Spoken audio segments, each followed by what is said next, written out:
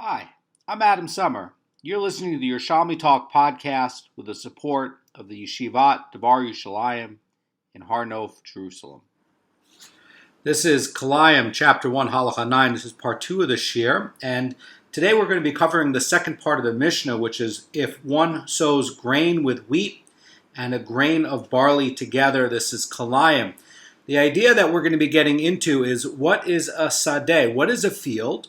What constitutes a field, and what constitutes sowing. In other words, when you're going to be trying to plant this stuff, what is going to be the minimum measure that constitutes planting? And then if you don't do it right, and you're putting these separate seeds together, you can end up with Kilayim. So we're going to be going through that, and one of the subtexts that's going to be happening in the rest of the shiur is going to be, is this going to be a d'oraita obligation in terms of the definition, or is this going to be a d'Rabbanan definition? So we're going to be seeing both what is going to be d'oraita and d'Rabbanan, and the opinion by Rabbi Zera that's going to be coming up is going to be that the rabbis, according to Rabbi Zera, expanded the size of the field a little bit to the Beit Seah, which is going to correspond to the courtyard of the temple, by the way, the Mishkan. And so they've expanded it to make it a bigger space that you can't go and plant two different seeds within the same area. That's according to Rabbi Zera, and that's going to be a d'Rabbanan rule, but the d'oraita rule is actually going to be much smaller than that. That's what's going to be coming up. So the Gemara gets to this Amoraic dispute about what is going to be sowing. What's going to be a definition of a sadeh? That's the first part of this shiur. And the Gemara says if one sowed two seeds, and again, we're talking about two individual seeds, and like what we see a lot of times in the sugyas and the Shas is we're trying to figure out what's the minimum amount of something, what's the minimum shiur for something. We see this for eating in psachim. We see this for the minimum size in a sukkah. What is going to be the minimum size that we could call, and over here it's going to be for sowing. So here it says if one sowed two seeds of different types of grain in a plain, or two seeds of different types of grain in a ruin.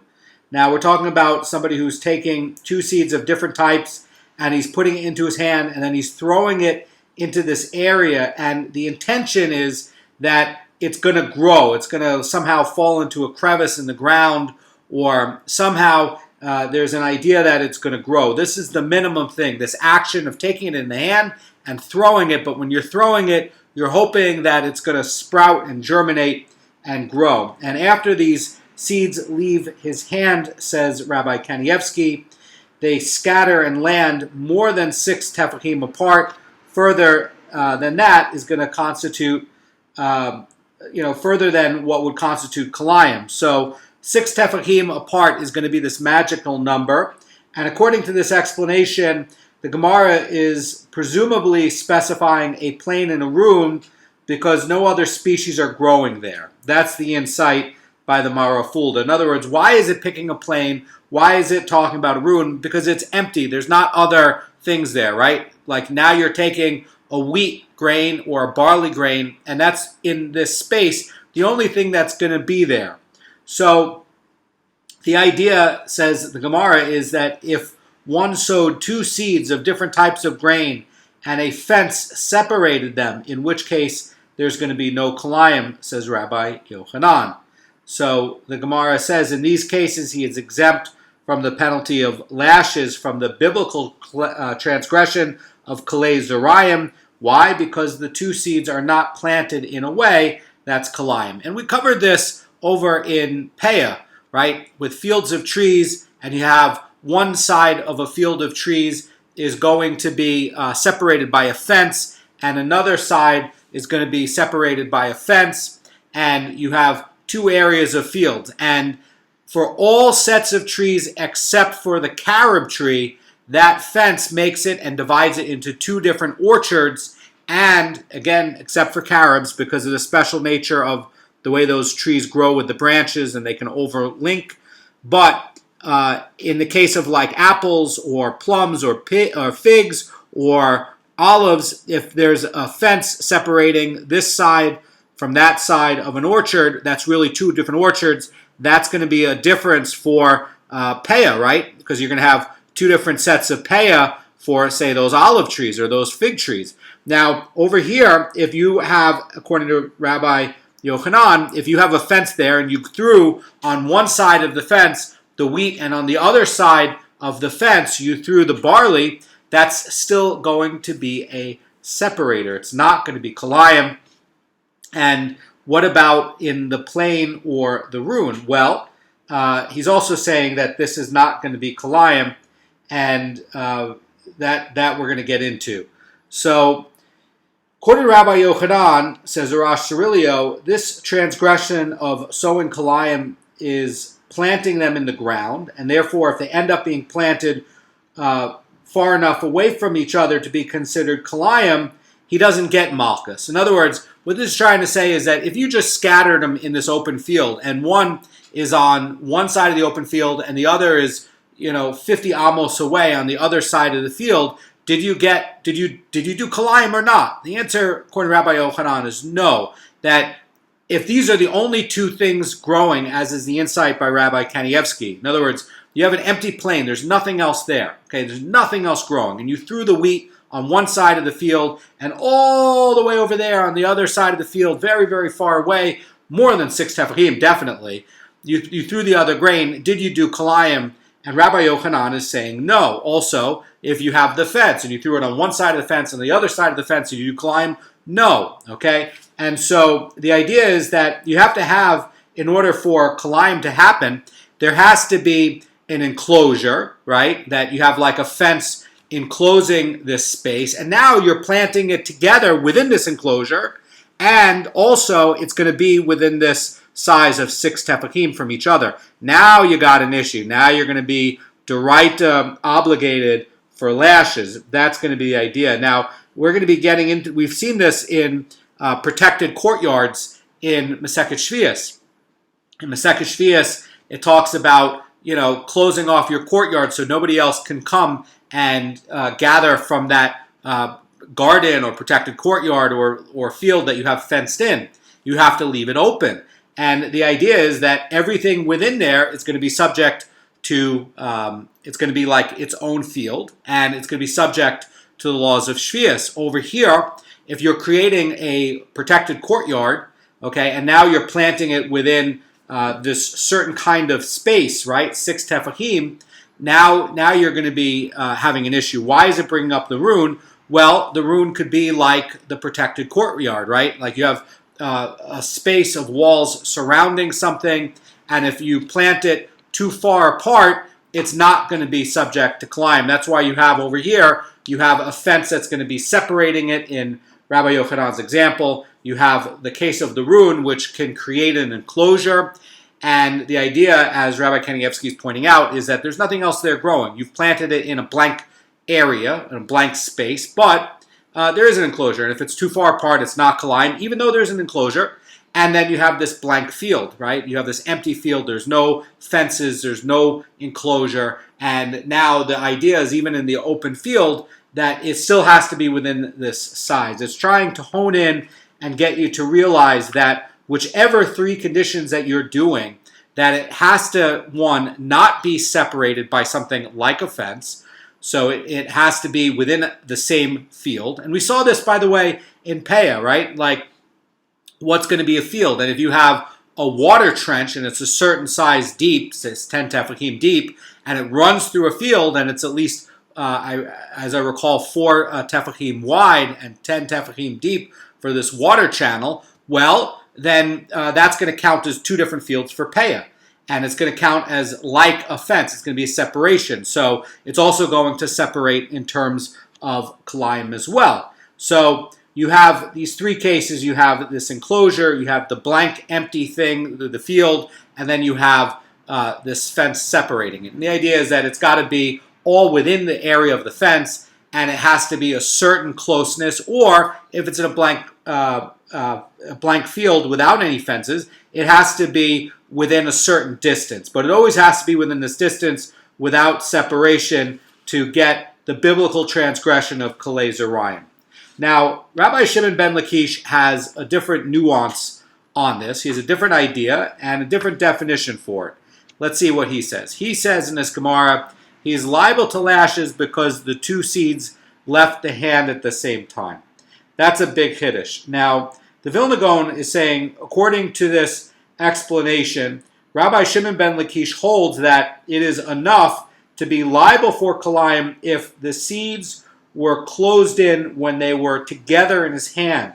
And even if they landed in an open area that's unenclosed far enough apart, that very act of putting the two seeds together and then throwing them, that's going to be the minimum measure for Kilayim. So let's say you have a mixture of seeds that you're trying to plant, and in this mixture you have wheat and barley.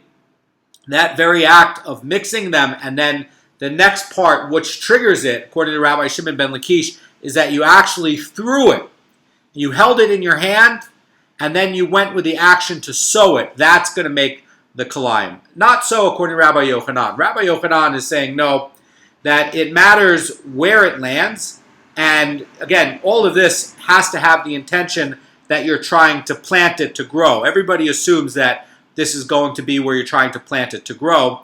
It's going to be something else if you're just throwing it without any intention to grow. And that is going to get qualified now. So the Gemara qualifies Rabbi Shimon ben Lakish's opinion, and I think everybody kind of would agree with this. I don't think this is that shocking.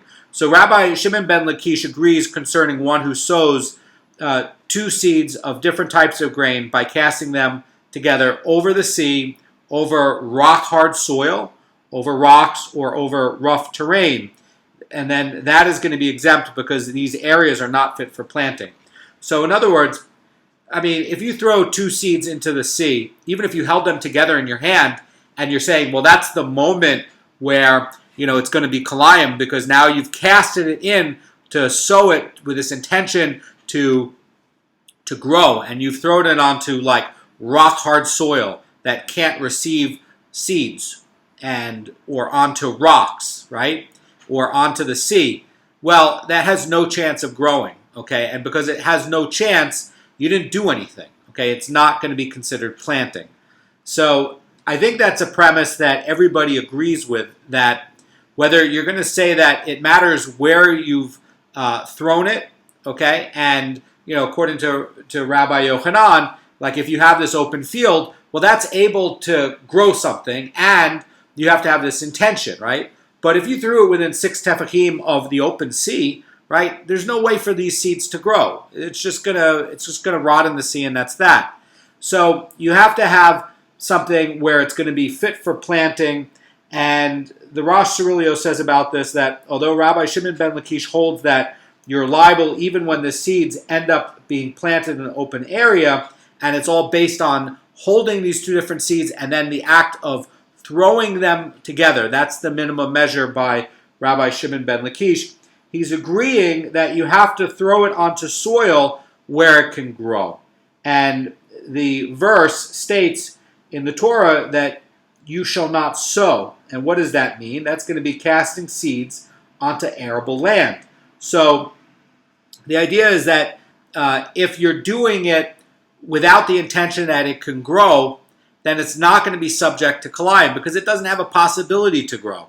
And the Gemara continues, and it's saying that Rabbi Shimon ben Lakish agrees concerning one who throws two seeds of different types of grain with intent to separate them with the fence. That he is exempt. Why? Because he intended to plant the seeds in a matter that is not Kilayim. So let's say you have this fence, and this is going to be with the commentary of Rabbi Kanievsky from his Beur shiurim. He's going to say, even according to Rabbi Shimon ben Lakish, one who throws this mixed grain that's in his hand simultaneously is liable only if he intended that it gets sewn together.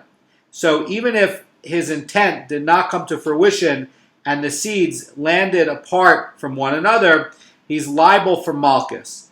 But if he originally intended for the seeds to fall on opposite sides of a fence, he's not held liable for Kilayim, even if the grains left his hand at the same time. In other words, this fence separated it. And yes, it's very nice that you held it in your hand, but even Rabbi Shimon ben Lakish is going to agree that that if you intended to throw them onto two different sides of the fence, and one went on the left side and the other seed went on the right side, and they're in arable land, but you have this fence separating them, he's even going to agree that's a separation.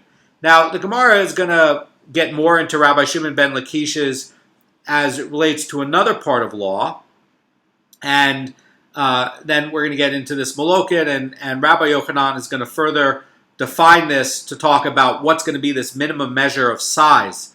So Rabbi Ba of Cartagena, and by the way, Bavli Menachos 110a defines Cartagena as an area that's going to be east of Tyre, that's going to be on the Lebanon coast. So apparently this is going, the opinion of the Bavli is going to hold that there's a town over there named Cartagena, and that's what we're talking about. We're not talking about necessarily the area of Carthage in Tunisia, and we're not talking about the name of Cartagena, which is going to be a city in Armenia or Spain. So we're probably talking about Rabbi Ba of this area that's close to the Lebanese coast. And he said, Rabbi Shimon ben Lakish agrees that with regard to transporting an object on Shabbat, one is liable unless the object comes to rest. So the idea here, says the Pnei Moshe, is that as a rule, one is not liable for performing the malacha of transporting an item between a private enclosed area, that's a rishus hayachid, and a public open area, which is going to be a rishus harabim. So unless you're doing something where you're doing lifting, and if you're lifting the object from the first domain, you're putting it down in the second domain, that's going to be an issue.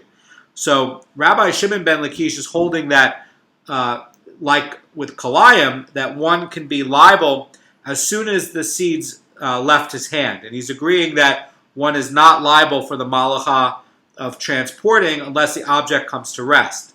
Now, Rabbi Kanievsky is going to explain it like this. He's going to say that the Gemara refers to the malacha of planting on Shabbat. And Rabbi Shimon ben Lakish agrees that one who threw seeds to the ground on the Shabbos is not liable to the malacha of zorea, which is going to be sowing, unless the seeds reach the ground. In other words, they have to land somewhere. So the Gemara is going to raise a difficulty with the opinion of Rabbi Yochanan, and the Mishnah contradicts Rabbi Yochanan because the Mishnah states, if one sows a grain of wheat and a grain of barley together, this is Kilayim. Now, this is going to be in this Mishnah, and the word together implies that the person released both seeds from his hand at the same time. And you see what's happening? The idea of Rabbi Yochanan is going to be like, hey, look, you have to look at where it lands. And the idea of Rabbi Shimon ben Lakish is like, no, you've put these two different seeds together in your hand, and now you've thrown it with the intention that it's going to be sown. And you've thrown it together with the intention that it's going to leave your hand and land and be arable. You're hoping that it grows. That's going to be the idea. That's the debate. So the word together is implying that the person released both seeds from his hand at the same time, and it looks like it should be like Rabbi Shimon ben Lakish. In other words, we're trying to figure out, what are you going to define as a sadeh? What's the minimum measure for saying, oh, this is a little field, right? We see that in Masechet Sukkot, the minimum measure for the size of a sukkah has to at least be 4 amos. It's a tiny, tiny sukkah. So we're saying, okay, well, this would be also a tiny, tiny field, right? And what would be growing in these two fields, in this field? You have two seeds, right? But it's going to be the minimum measure. So how far apart is this going to be? So the Gemara is going to defend Rabbi Yochanan's interpreting of the Mishnah, where it's saying the words sows together. And that's going to be the rub, right? Rabbi Yochanan is holding that one is not liable for releasing the seeds at the same time. It's only if he's planting them in an area close by to each other, okay? That's what he's going to be saying is together. Rish Lakish reads this Mishnah as saying, no, he held it together and he threw it together in one act. That's going to constitute sowing, and that would be like a field. And Rabbi Yochanan is saying no, where it's saying the words together, like sewing together, as this Mishnah is saying, where it says if one sows a grain of wheat and a grain of barley together, this is Kilayim. He's saying that you have this intention that you're actually planting this within an area that's close together at the same time. So the Gemara says, interpret the Mishnah as speaking of a case where the seeds are placed or fell or planted within an area measuring less than 6 tefachim by 6 tefachim. And Rabbi Yochanan himself said one is not liable for sowing a mixture of seeds unless they are planted in an area smaller than 6 tefachim by 6 tefachim. And this is a clearing in a grain field or surrounded by a fence. So since the grains fell in a closed-in area, they can be described as together. So even if they're going to be falling, in other words, Rabbi Kanievsky is going to explain it like this. He's going to say, under biblical law, which is going to be the focus of this sugya, there's no transgression unless the seeds are planted within 6 tefachim of each other and they are closed in by an existing crop or fence. Now, the idea is that rabbinic law is going to prohibit sowing rows of different kinds of grain within a bet rova. That's going to be about 10.2 amos square. That's, by the way, much larger than a 6 by 6 area. So there's going to be a rule and a leniency, or a rule that came up later, a stringency, that the rabbis put to make this bigger than the biblical area of 6 by 6. So the Gemara is going to challenge this interpretation of the Mishnah, and they're going to bring in the argument of Rabbi Yehuda. So the Gemara is going to look at Rabbi Yehuda's point and says it is possible that even if in this case where the grains fell in a closed-in area that measures 6 by 6, Rabbi Yehuda would say this is not Kilayim. And we know that Rabbi Yehuda disagrees with the Tanna Kama, not only regarding the number of seeds. So Rabbi Yehuda is going to say it's going to be 3 seeds, and the Tanna Kama is going to be saying it's 2 seeds. But they're also going to be disagreeing. He's going to be disagreeing with the Tanna Kama on the separation that is required between these seeds. So in the case of where the Tanna Kama considers the seeds close enough to be Kilayim, Rabbi Yehuda is saying, no, it's still too far apart. And if we're seeing this proposal here, the Mishnah is referring to seeds that are as close as 6 tefachim. And we're seeing here that Rabbi Yehuda is ruling that they're actually not going to be Kilayim. So Rabbi Yehuda holds that it has to at least be 3 seeds to be Kilayim. And also, so that's one point. He's saying it's not Kilayim because it's not 3 seeds. You just planted 2 seeds. And there has to be 3 grain seeds, right? Either you have 3 different types of seeds. You have like a wheat, a barley, and a spelt. Or you have 2 wheat and a barley, or 2 barley and a wheat. And also, the minimum measure. He's saying the minimum measure is not going to be 6 tefachim. So if you did it with where the seeds are each going to be spread apart, 6 tefachim, then 6 tefachim, and then 6 tefachim, he's saying it's too far apart to count as a field. That's going to be Rabbi Yochanan's point too, in a way. Rabbi Yochanan says, well, if you have an empty field and you plant the wheat field, the wheat grain on one side, and then 50 amos away you've planted the barley, that's also going to be too far away. Why? Because Rabbi Yochanan says the minimum measure is going to be, for a field, 6 tefachim. You have to have on this side 6 tefachim and that side 6 tefachim. And if you have greater than 6 tefachim, well, it's not a field. You didn't plant anything. It's not Kilayim. But if it's within that area of 6 tefachim, now you have a problem, according to Rabbi Yochanan. Rabbi Yehuda says, nope, it's still too far apart. So clearly, he's saying that there has to be at least 3 seeds, and it's going to be a much smaller area than 6 tefachim. So Rabbi Zera is going to try to explain this. Rabbi Zera, that's a student of Rabbi Yochanan, and ironically enough, Rabbi Zera is talking about the sowing of zerah, which is going to be the seed. Anyway, just a joke. So Rabbi Zera says Rabbi Yehuda is following his own reasoning. For Rabbi Yehuda says that the required separation in a vegetable field is a tefach. That, by the way, is 1 tefach is much less than 6 tefachim, right? So he's saying that you're allowed to plant a row of a different vegetable if there's as little as a tefach. Why? Because the size of a foot to walk between this row and that row is going to be a tefach. So you've created at least a walking row between this garden area and that garden area, and that's going to be the minimum measure. And therefore, even if our mission is referring to seeds within 6 tefachim of each other, as we see Rabbi Yochanan proposing, Rabbi Yehuda is going to argue that really it's going to be 1 tefach, it's not going to be 6 tefach. And he's going to say, Rabbi Yehuda is going to say it's not Kilayim, it's too far apart. So the Gemara is going to challenge Rabbi Zera's understanding of Rabbi Yehuda's opinion. Rabbi Yosei says if one wants to question this explanation given by Rabbi Zera, he should extrapolate Rabbi Yehuda's opinion regarding the gap between different kinds from the opinion of the sages as follows. It says, just as the sages say that in order for the rabbinic prohibition to apply, the seeds must be within an area of a bet rova, but for them to get biblical lashes, for the biblical penalty of lashes for Kilayim, one must plant them in an area of 6 tefachim by 6 tefachim.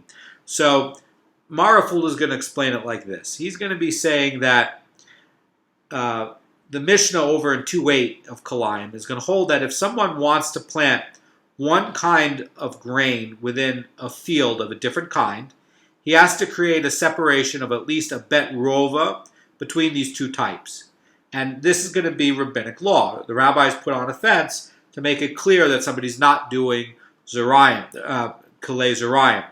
And the idea, says the Marafulda, is that the biblical prohibition, however, applies where one sows different kinds within a closed-in area that's going to be smaller than 6 tefachim by 6 tefachim, and that's going to be what Rabbi Yochanan is teaching according to the sages, and the sages disagree with Rabbi Yehuda. So that's going to be the idea.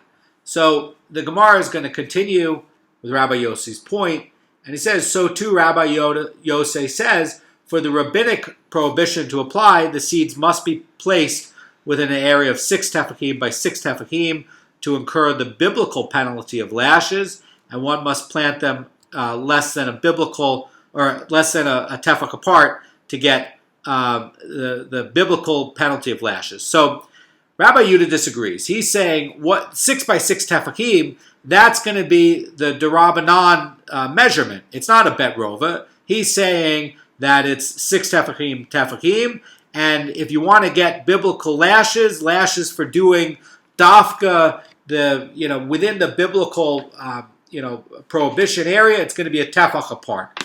And he's saying that it's not a bet rova, and basically he's going to be saying that the 6 tefachim, everybody agrees, and basically he's saying, but Rabbi Yehuda is saying that, but that's the Derabanan one, right? And Rabbi Yochanan is saying, no, but that's the Deraita one.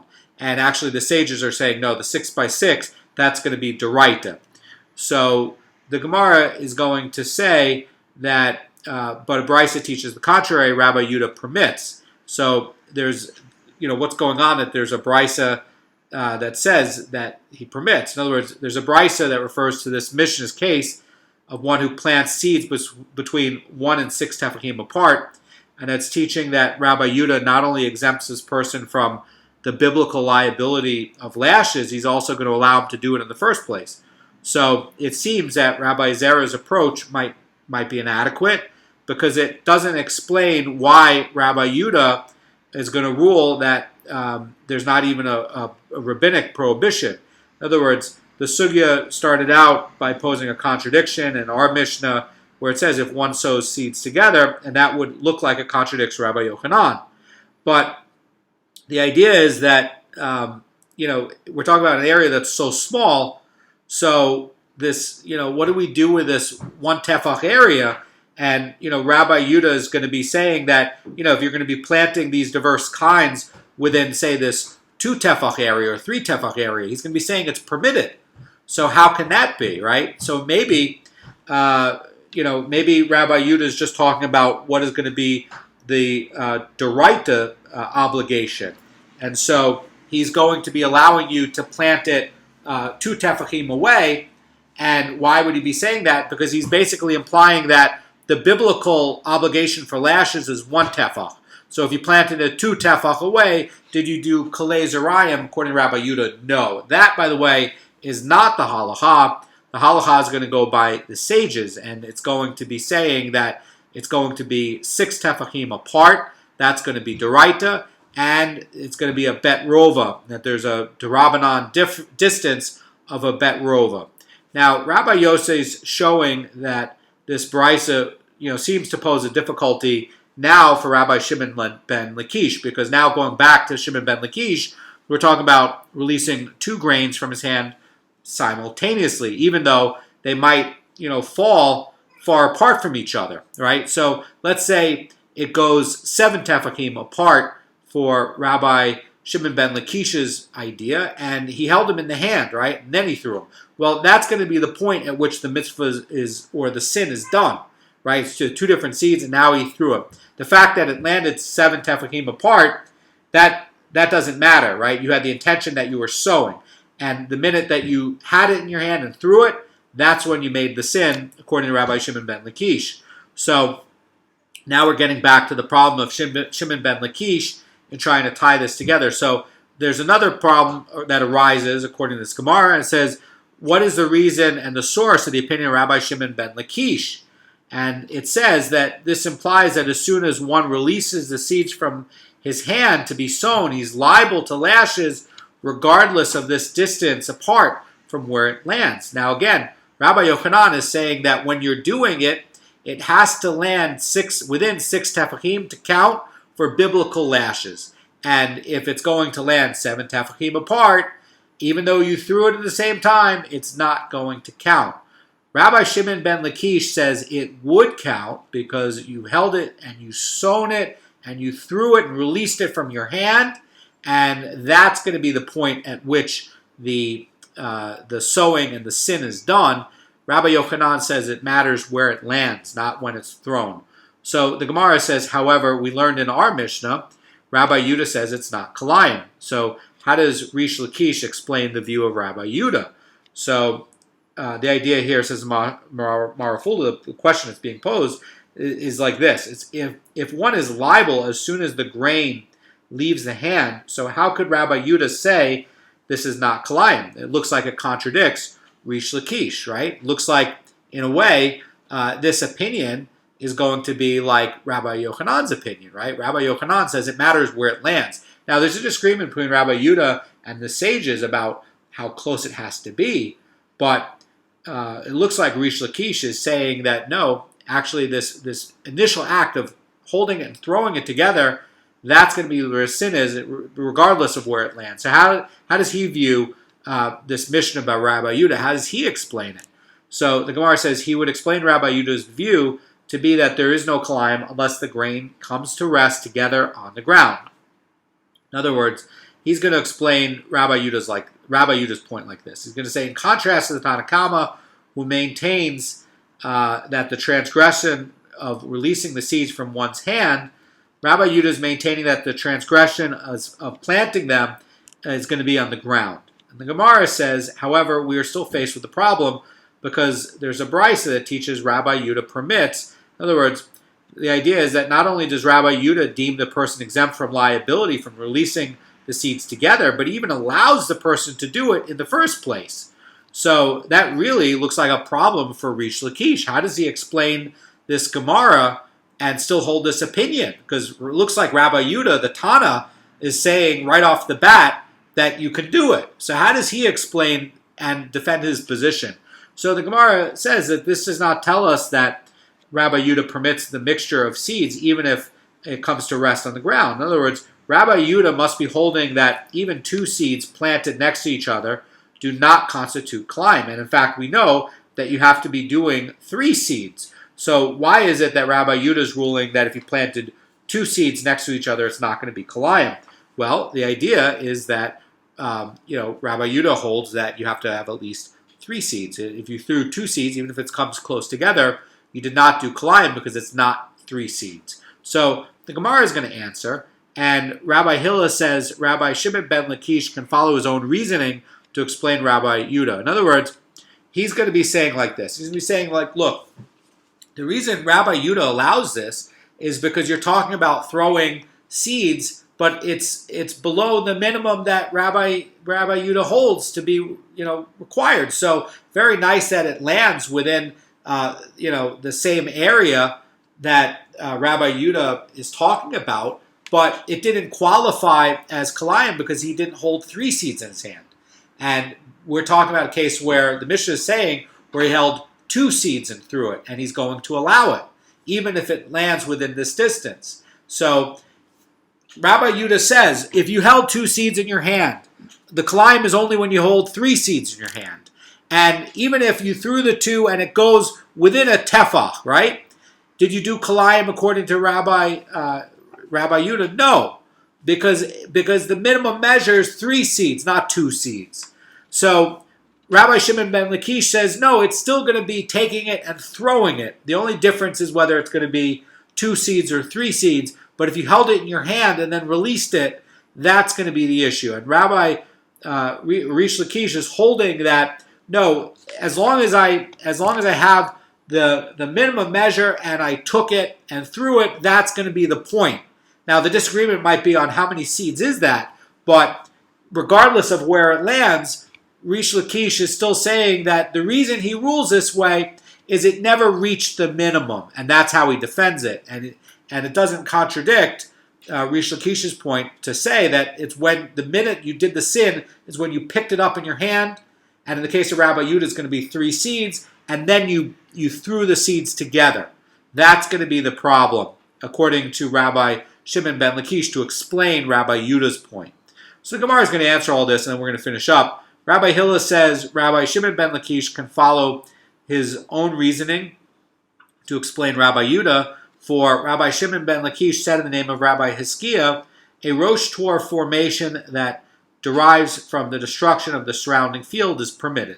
So accordingly, Rabbi Yehuda also permits sowing 2 seeds because 2 seeds planted next to one another resembles a Rosh Tor formation. What's going to be a Rosh Tor? I want to explain it to you. Imagine that you have 2 triangles, okay? And you have one triangle point that touches the other triangle point, okay? So it's like a bow tie. You imagine a bow tie, and you have the bow tie connect in the middle with the triangles reaching the single point right at the end. One point touches the other point. Okay, that's going to be a Rosh Tor. And so basically what would that be? That would either be a rectangular field or a square field that ends in a point, and it touches another point that also can be a rectangle or a triangle or a square. And you have one crop over here, and that's going to be barley, and you're going to have the other crop over here, and that's going to be wheat, and that's going to be the Rosh Tor formation, and everybody's going to agree that that's allowed. Why? Because it's clear that this is not intended to be a field and a field that's close together. In fact, like this point is really clearly going to be like a fence that's going to be a separator, okay? And so Rabbi Shimon ben Lakish is effectively saying that if you're throwing the 2 seeds or 3 seeds together, okay, it's effectively, you could draw this triangle either going to the left or to the right or up and down, and it would be like you had 3 fields and they didn't touch each other. Or if they did touch each other, it's clear that it's a separation.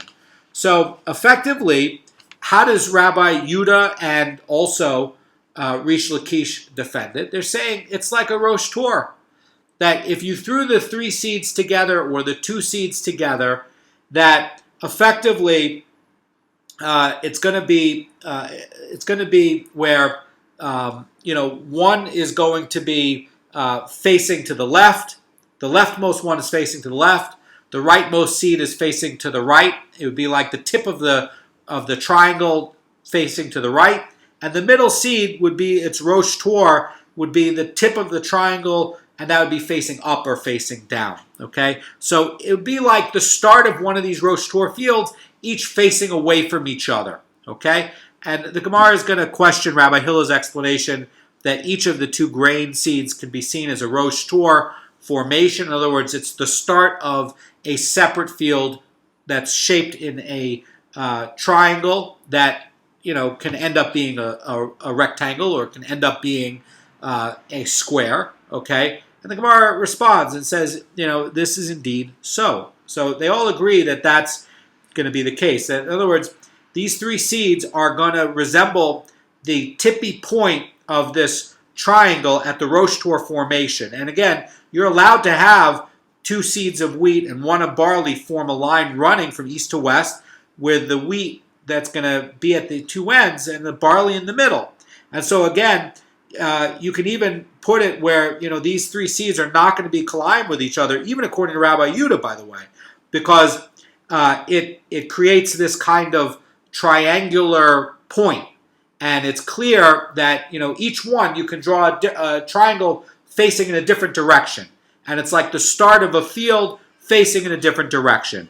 So the Gemara is going to clear this up and explain it, how it could be where if you threw the three seeds that there would be a problem. Rabbi Yehuda and Rabbi Shimon ben Lakish is basically saying, wait a second, if you took this and you threw it into the open field where there is no fence, then it's really like a Rosh Tor and you really don't have a problem here, okay?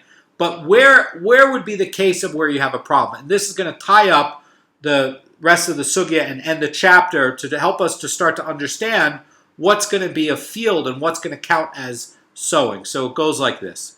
The Gemara says, we learned in our Mishnah, Rabbi Yehuda says it is not Kilayim unless there are at least 2 grains of wheat and a grain of barley, or a grain of wheat, 2 grains of barley, or 1 grain of wheat and a grain of barley and a grain of spelt. So we see that there has to at least, according to Rabbi Yehuda's point, be at least 3 grains to be Kilayim.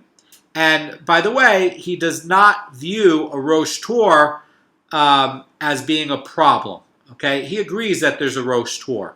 Okay, everybody agrees that you have this Rosh Tor thing. So how could it be that in an open field that you would have a problem? Okay, so the Gemara is trying to close in on this, and it's trying to say that, in fact, even according to Rabbi Yehuda's view, all right, that the 3 grains can be seen as a Rosh Tor formation. But how could it be that Rabbi Yehuda in this Mishnah is going to consider this Kilayim? So the idea is that Rabbi Yehuda is not talking about in generality, because you have the Rosh Tor in an open field, and he allows it. Everybody allows it. Tanakama allows it. There's no disagreement. So what's the specific case where you threw 3 grain seeds and he's going to be saying it's Kilayim? By the way, Tanakama would be saying that you have these 2 grain seeds that are planted, and they would say that it's Kilayim, and okay, 2 or 3, but in which case would Rabbi Yehuda agree and say, yeah, it's Kilayim, but you just need 1 more, okay, and what's going to be this condition? So the Gemara says, interpret the Mishnah as speaking of a case where one sowed a grain seed here and a grain seed there, and there's a fence here and a fence there. In other words, on each side of these wheat seeds and a grain of barley is going to be enclosed over there in the center. In other words, between the grains of wheat, there's going to be fences. And in this case, since the barley is going to be completely enclosed, it's not going to be a Rosh Tor formation. And therefore, it's going to mix with the wheat to form Kilayim. So in other words, if you have a fence, if you have 2 fences, okay, and you have a fence at the, going east-west, and you have a fence below that going east-west, and you have a strip of land between this fence, and you threw the 3 grain seeds between this fence, okay, now you can't make a Rosh Tor because the fence cuts it off, okay, it's not an open field anymore. And basically, the fence is going to be like the rune, or the protected courtyard. And now you've created an area where if it's within this certain space, and now it's contained, now you've made a field. And within this field, you've thrown the 3 types. And by the way, it would be 2 types according to the Tanakama.